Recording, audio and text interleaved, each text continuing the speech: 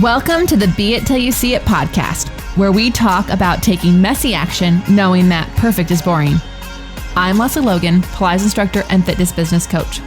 I've trained thousands of people around the world, and the number one thing I see stopping people from achieving anything is self-doubt. My friends, action brings clarity, and it's the antidote to fear.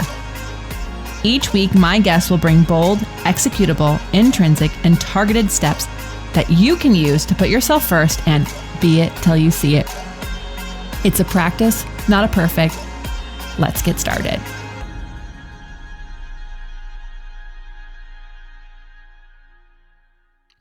All right, Be It Babes. I am so excited. I get to see this guest every once in a while when I hit the Chicago area, or we met in Denver. So I really am thrilled to bring on a friend. I like to call her, who is a woman who has the best eyeglasses. And I'm going to be honest, you're going to love her reels. I don't scroll, but when I see her stuff, I watch the whole thing. So Jess Vann, thank you so much for being our guest today. Can you tell everyone who you are and what you're rocking at these days?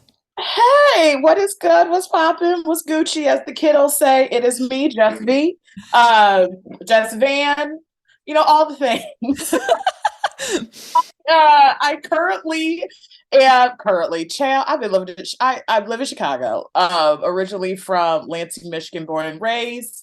If you can see me, you see me putting up the Michigan hand and the little thing. If you can hear me, go forth, my fellow Michiganders. Lansing, Michigan, and I moved out to Chicago to pursue a dream life, be it as an artist or however the case may be. Ever since I was a kid, I knew I wanted to live here. So this is just where I've been. But those dreams, they continue coming. They manifest in different ways, and you just go, oh, okay, I guess this is what we're going to do. So I have been in Chicago now for, oh my God, it'll be almost 20 years. I moved out here out of college, so it was around 24. Wow. My last relationship too, so that's well done. Like a whole relationship. So yeah, I moved out here in 24, and I've just been here ever since, just following hearts, minds, and wherever the seasons take me here. Yeah. I have no intentions of going anywhere anytime soon. Well, I hope not. I just hope I bought a whole ass condo. So yeah. I hope not. You just bought a house. So you're I mean, you could rent it out, I guess, but like that was a lot of effort to go through if you're not going to live in it. That's a whole thing. But so I've been here ever since. And those who know me, if you listen to the podcast, I wear many hats. I have a whole full-time job here. Where I focus on volunteer engagement and civic engagement and bringing people towards building a more equitable and anti-racist Chicago. I'm also an actor. I'm a singer. I'm an entrepreneur. Those who know Lesley, who know me, will know me as a facilitator and entrepreneur and rocking these DEI, anti-racism, go be better people streets. So, I love that you shared all these things, because what I hope people are hearing is like, you are multifaceted in every way, but you went off on a dream. And I think a lot of people can, see and hear what you're doing today and go, oh, well, she went to Chicago for this and now she's doing this. And it's like, well, it's not like you gave up on any of those things, but you can have multiple things that you're doing that you're passionate about. You can make them happen. And it might not always happen the way you expected them to, but I do think sometimes people put themselves in a box and like, well, I'm just this. So this is what I do. And those things must be nice for them, or I can do a hobby, but you have managed to go off and do the things that you really care about, and yet also include other aspects of yourself that you're really great at. Yeah, and I will tell this, it took me a good chunk of my 20s to understand what that meant. Just because, we often be like, I am a multitasker. I can do all these things and wear many of hats, and like, yes, but also sort of thing. It's how are you managing that time?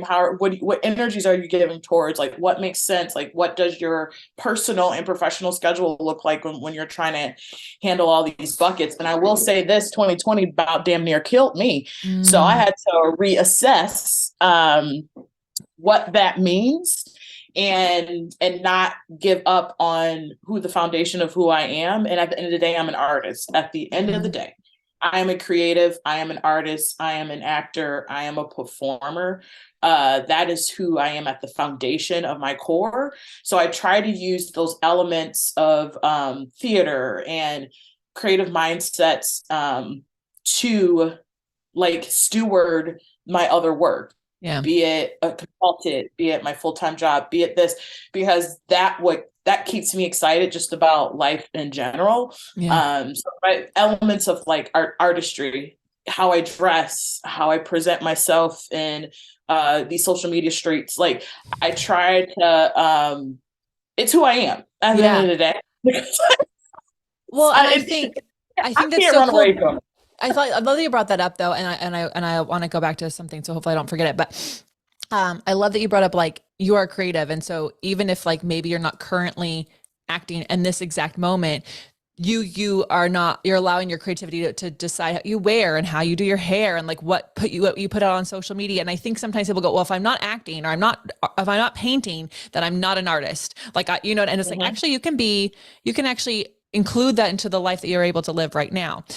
So I just wanted to highlight that. I want to go back, because you said like 2020 almost killed you.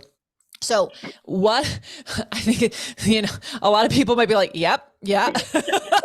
Yes. I remember calling my therapist and I'm like, so I think I'm still in survival mode and we're like 9 months into what's never looking like it's going to end. So like, how do I like get out of that gear? Like, what does that look like? So was it because, I'll let you tell the story, but like, was prioritizing yourself something that was easy for you to do? Or did you like realize like, oh, if I don't do it right now, like what was the linchpin to that? So, okay. So I have to go back to who I was at the top of 2020. I was like, I'm still the same person, but in a different iteration. So at the top of 2020, I was like, ooh, I was like booking, I had speaking gigs, I had auditions coming up and upcoming shows, like speaking at this national, like things are on and popping. And then everything stopped and changed across the world come March. And instead of like at the top of it, taking moments to be like, oh, I guess I should take this as a time to chill.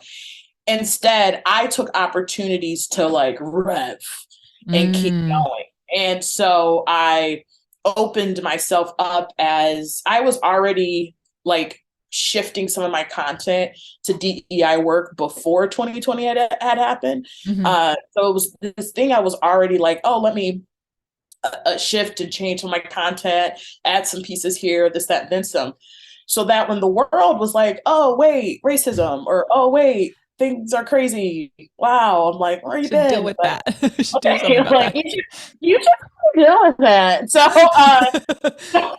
So when that happened, I was like, let me go on and throw my head in this like bucket of folks for folks to reach out to. And then it was just like, it was, people were hiring me for more speaking things and more consultation work. And I was getting a lot of cool, like creative, like everyone from the health and fitness world to like local theater companies. It was this like broad things. And I hit the ground running.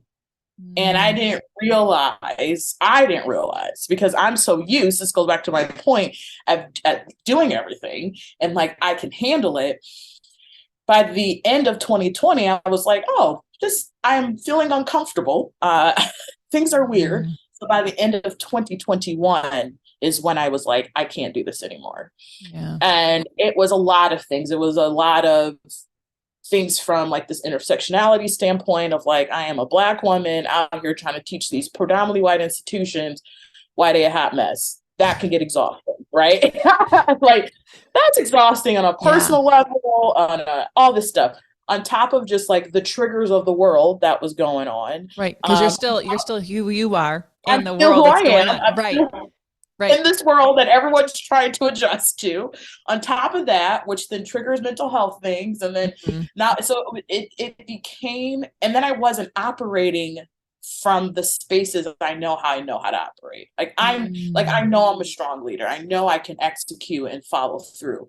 And what I didn't recognize is when I can't follow through at my 100% authentic dope self and can get people stuff, was starting to be a sign of when my depression was kicking in or when my anxiety was kicking in. But I was looking at it as like, oh, I have to do this thing because I have to be seen and validated and bop, bop, bop, bop, bop. So I'm going to say, yes, yes, yes. I'm going to Shonda Rhimes this. Yes, yes, yes. Oprah, yes, yes. Ooh, we're here. I remember I remember when Shonda Rhimes said I had a year of yes. I'm like, that scares the fuck out of me. Yes, 100%. I was guessing all the things when I should have been telling my ass no. But I was being driven by this concept of like, because I already struggle with validity and being seen and am I good enough and all that stuff. But then it was starting to exasperate because now everyone needs a service because everyone is in their own shit. Yeah. And I became the thing that everyone wanted to latch onto, not only just professionally, but personally as well. So it was lots of pouring, lots of getting, lots of doing this. And it started to affect how I was operating at work. It was starting to affect how I was running my own business. It was starting to affect, because I was in so many things, because I needed to see change and I needed to And it was the end of 2021. I was on a panel for someone and I said, I'm done with leading. I don't want to lead anymore. And the other panelist was like, ooh, I need you to please tell me what you mean. I was 100. I don't want to lead anymore. Like that period. I don't want to explain what do you not understand. I don't want to be the leader anymore. I don't want to be the strong one anymore. I want to lead because my heart is pulling me in that direction, not because I'm being pulled by these outside societal what the fucks, because I now am trying to be or feel the need that this is my space when I'm not taking care of myself. And that's what I meant. I still want to be a great leader and I still want to do that, but I want to be able to have choice. And I was so deep into stuff that I forgot what choice meant. I forgot what it means to say no. And so all of last year was a hot mess of just like recalibrating my life and and then just like, hey, you want to come speaking different? I was like, do I want to come speak? I was like, you know what? Yes, I do. Let me go do this.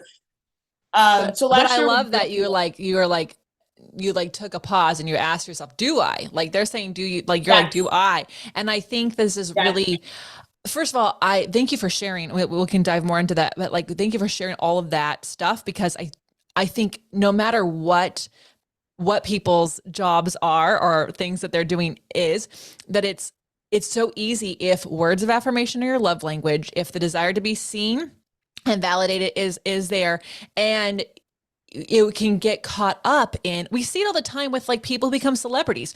All of a sudden they become really the wanted person. And then if you don't have the things in place to keep pouring back into yourself, you just start to feel like everyone's pulling at you, everyone's picking at you, everyone's taking from you. And you don't realize that like at some point along the way, you stopped making sure you were pouring into yourself. And so like, it sounds like you had to do, like you had to hit this wall and then kind of go back, which is hard to get to know yourself in a new place, because it's been 2 years of this. And so you're like, well, who am I?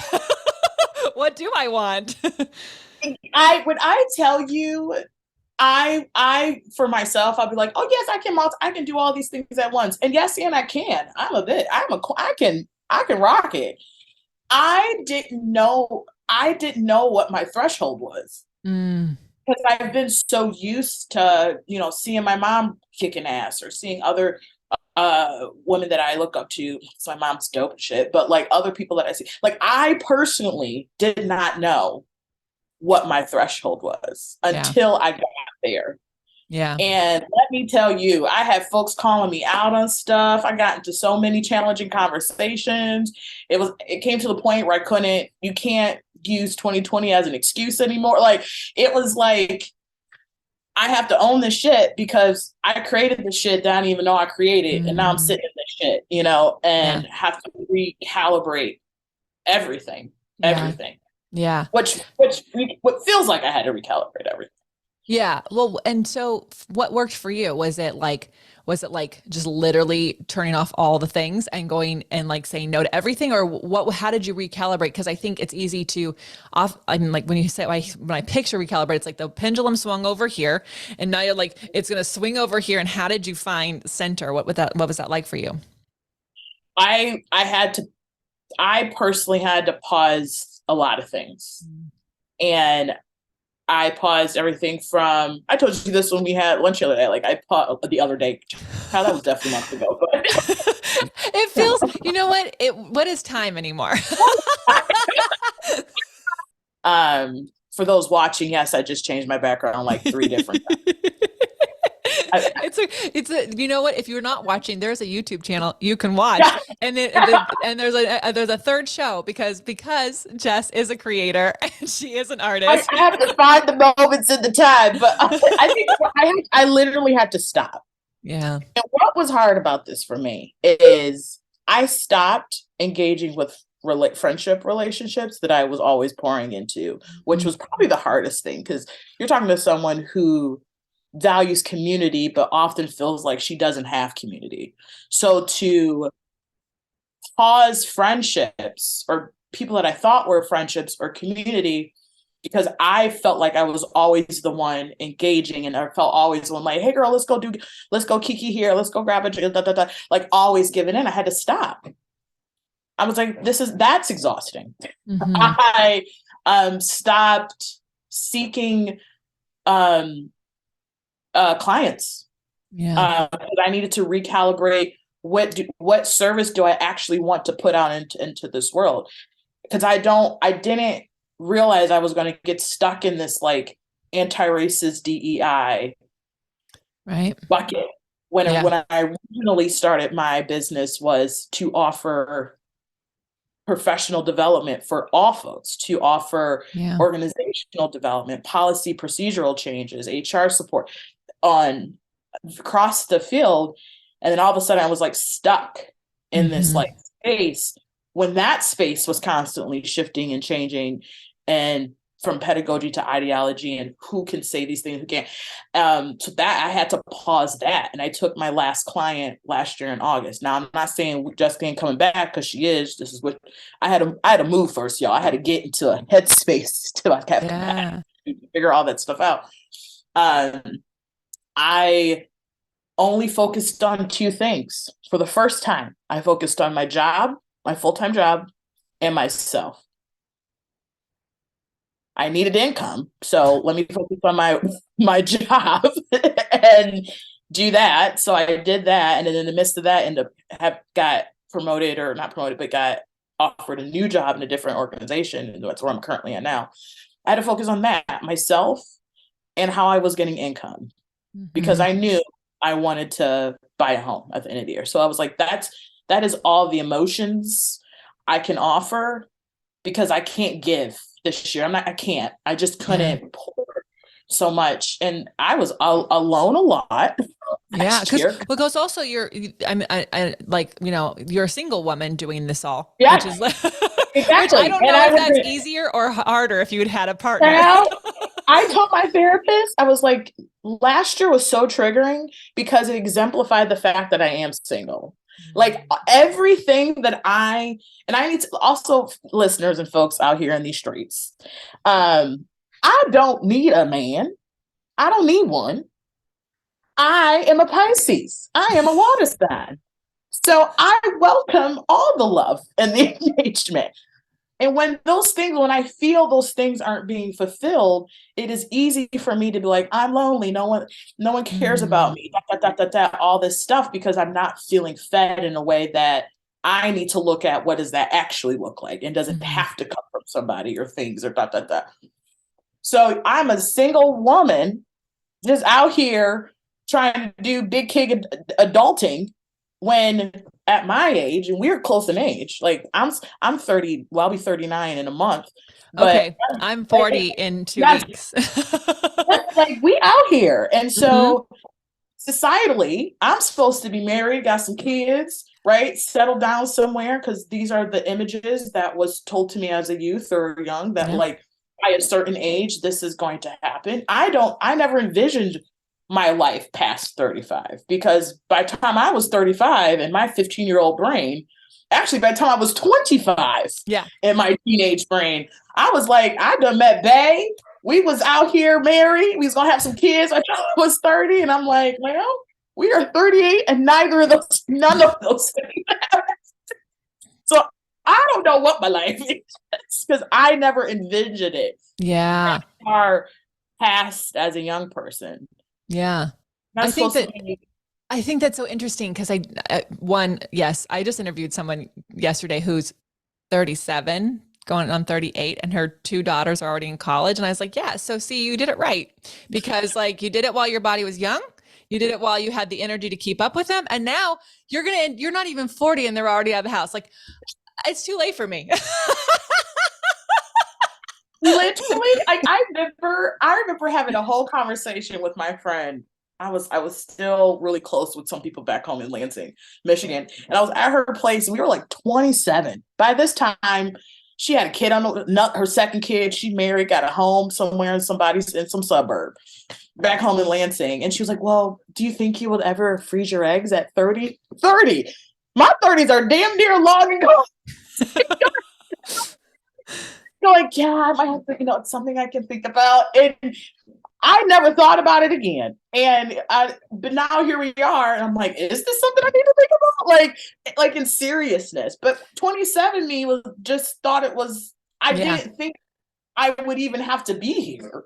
Right. I think that's such an interesting, oh my gosh, I think, first of all, wherever you are, it's really easy to go, how did I get here, in like a negative way? Yes. But like, you can also see it as like the positive side, like, how did I get here? And like, looking at you now, like you're in your condo that you bought, like what a journey that was.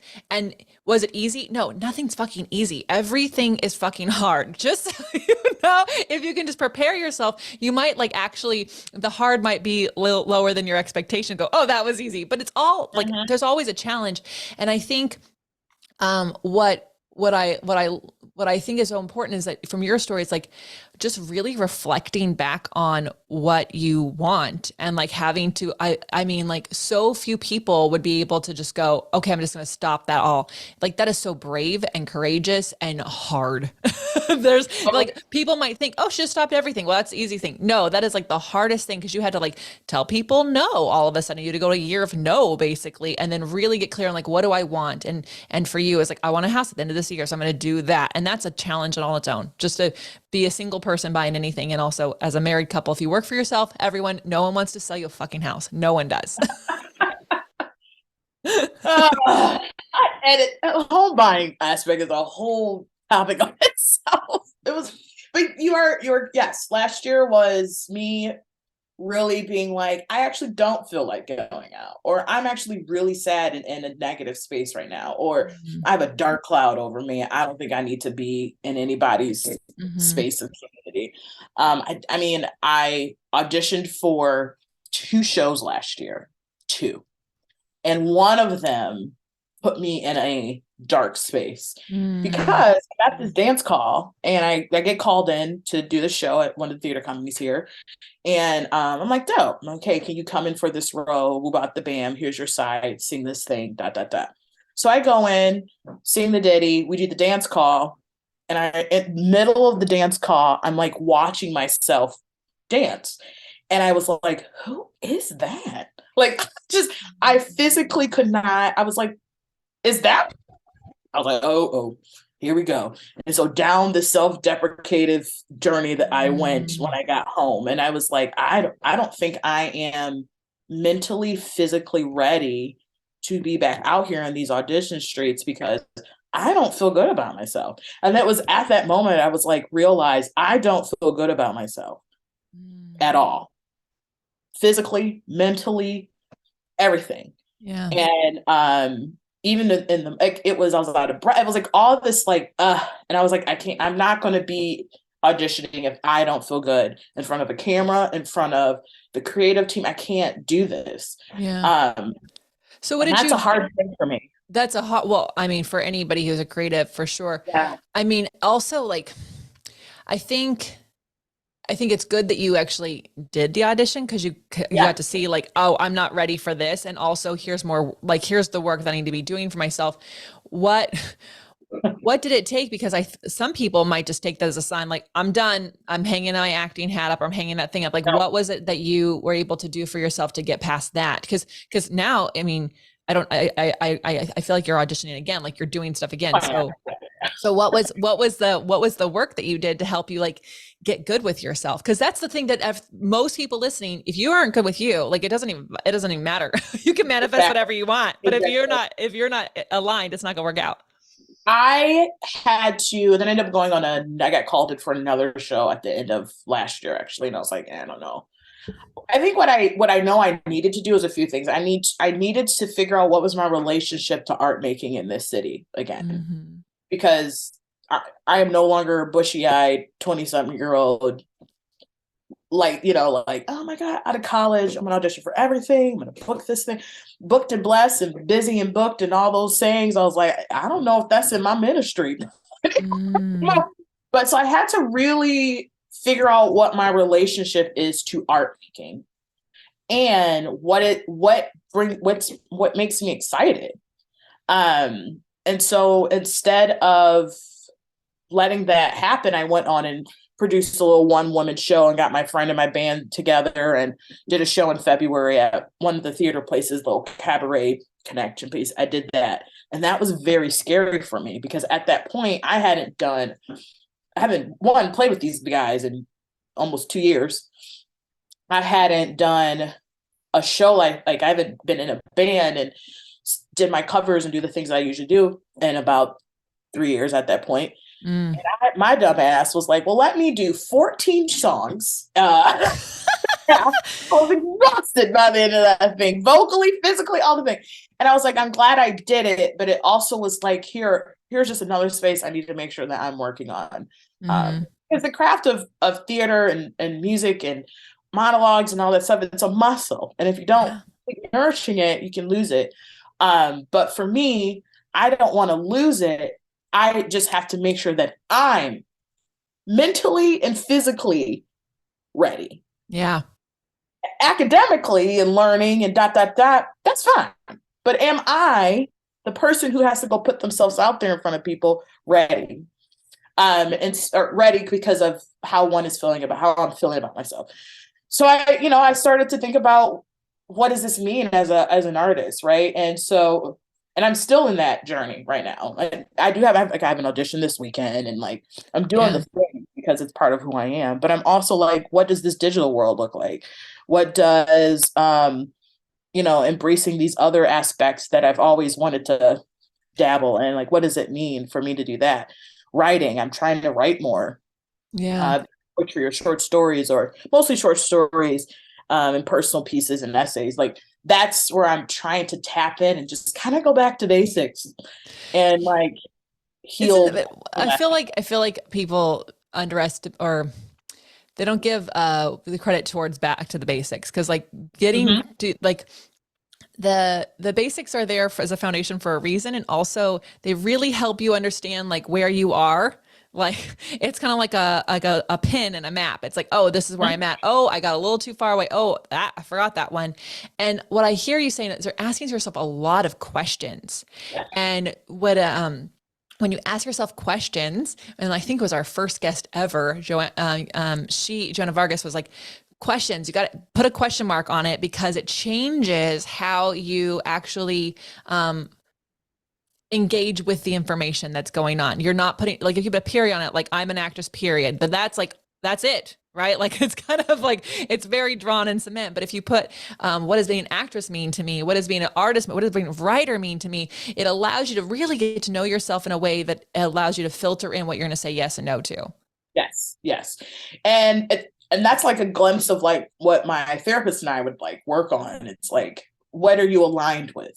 Is this thing feeds you? Does this thing align with your morals? Does it align with your values? Are you just saying yes just to say yes? Are you saying this because you think there's some level of validity to it? Like, who are you trying to impress? And sometimes I had to constantly ask myself that question. Like, okay, Jessica, why are you doing this? Who are you trying to impress? where are you trying to gain validation from? Like, because if it's for that or them or this person, then it ain't for you. Like, it's not, then you're not doing it for yourself. You're doing it to chase this space to be valid in. Drop the mic there. Like that, like that is like, that's like the best question anyone can remember from this entire episode. Like, who are you trying to impress? Because it has to be you at some point. It really it has to be you. If you're like, oh, I mean, then you're not doing it from a space of authenticity, and you're not doing it from the foundation of you as a human in person. Mm-hmm. And that's what I'm trying to get back to. Mm-hmm. I'm still the same person. I'm still going to be multifaceted. I can still multitask. Like, I'm a boss bitch. Like, that's just what I do. Like, I can still do these things, but I have to get back to basics to rebuild some of these structural things I had put into place for my life.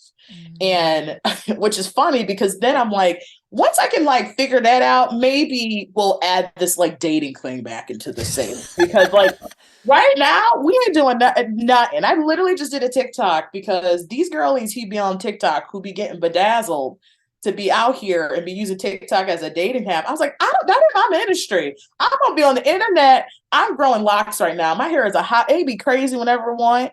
I don't put on makeup all the time. Now we gonna go out. Your girl gonna go out.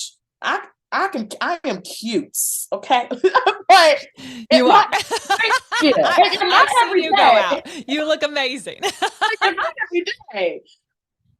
I don't want to be just painting in anyone else's perception. I just want to be Jessica at the end of the day. And if I have to constantly ask myself, well, who is this for? And if I say me, green light. But if I have to go through a whole list of the who's and the whys and who does this benefit, then it ain't for me anymore.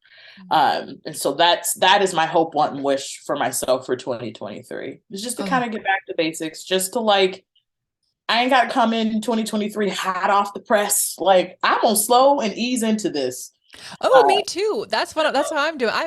This is how I eased in, because this is probably coming out after January. So when we're recording it, but I decided I'm taking the first week of every year off. Like, so I take the last 3 weeks of the year. I mean, I still work because I go on tour, but like, I'm hanging out in a van most of the time playing a video game. So it's not that hard. But the first week, because you want to know what? No one else is actually ready to get started anyways. So why am I like making myself available for that? And I loved it. I went to the spa and I was with my girlfriends. I was like, this is how every year should start. Scrub the skin off.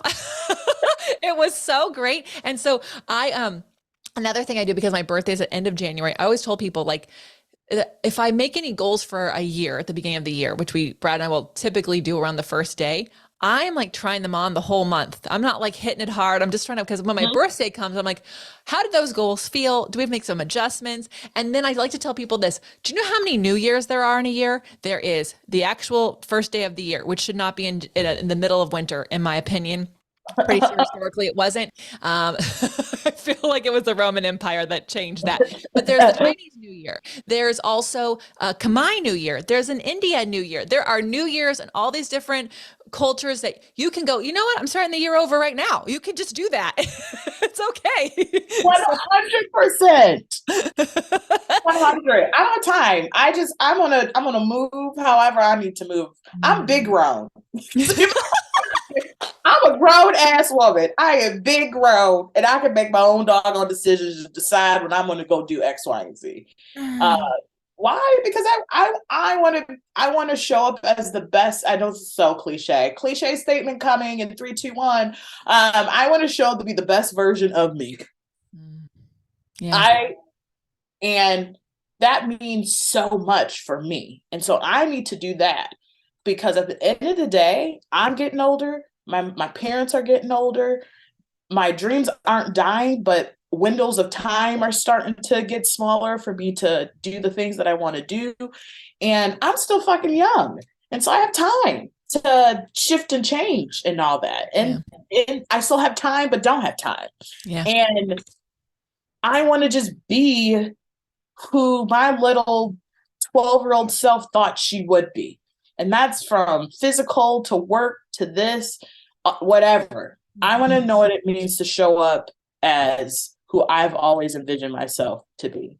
However, that has manifested, because I might not be on Broadway right now winning a Tony or out here getting any other accolades. And I'm saying that because I'm also not saying those things cannot happen. Freaking Key from Everything All at Once, who was a Goonie, and Indiana Jones, just fucking got his first Golden Globe after 20 plus years. Did you see Jennifer Coolidge accept her Golden Globe? Yes, Jennifer. Oh my God. We've known her since we were little kids and she was MILF, right? But she's like, and I just kept doing those replays. I just kept doing them. And now my neighbors talk to me. Yes. Like, I used to say, I told one of my good friends, I was like, I'm about to have my Tina Turner come back. And she came back in her 40s. So like, let me do me. You do you. And mind the business that serves you. Like, you ain't got to be in my business. I ain't got to be in yours. And we going to keep it Gucci. And you're going to like live your life how you need to live it. And I'm going to, you know what I'm going to do while you doing your business? I'm going to support you. I'm going to cheer you on. I'm going to say, go forth, live your best life. What you need from me? How can we support one another? That's what I'm going to do. Because I will have shit. If I ain't rocking a heel in my 80s like Tina, chill. Oh my gosh. Okay, Jess, we could keep going, but what I just have to say, like, thank you for sharing your journey, because I feel like so many people listening right now feel so seen, because they have been trying to like make it look like they're doing all the things right. They're doing all the things. It's like, actually everybody is just fucking trying hard to do the best they can. All right, Jess, where do you like to hang out? Which is the social medias? You got a website. Where can people work with you? Oh my gosh, where do I hang out? Well, if you're in Chicago, hit me up. Let's kiki, have a drink. But you can follow me out here on these social media streets. On this side, on one part of the internet, you can find me on Instagram at j.journey. That is JDOT. Can I spell? JDOT. JOURNEY. So Journey. Out here on the other end of the internet, so on the TikTok, you can find me at Jess Vann. It's a bunch of S's. Wonderful. And then Vann. You can hit me up on my website if you like. You know what? She'd be kind of dope to work with. Just go to justvancreates.com and just like shoot me a little, hey, here's how you found me. And we can figure out how whatever support you need on the organizational level or one-on-one support. I do coaching in some capacity, just mainly on like just navigating workspaces. So that's real. As well as just like, what does it mean to find your joy? And pretty much what I do, I like to embed on other folks if that's your ministry to come forth. And those are really my website. My socials. Oh, on LinkedIn too. You can find me on LinkedIn. I'm over there too. That's so great. People are like, are you on LinkedIn? I'm like, I think my team has me on there. Yes. I'm on LinkedIn over there. I think I'm Just Vann over there too. And are you still hosting your podcast? Are you dropping episodes with that? So, fun fact, thanks for bringing that up. I do have a podcast, Tomfoolery and Shenanigans. Are you surprised? I am not.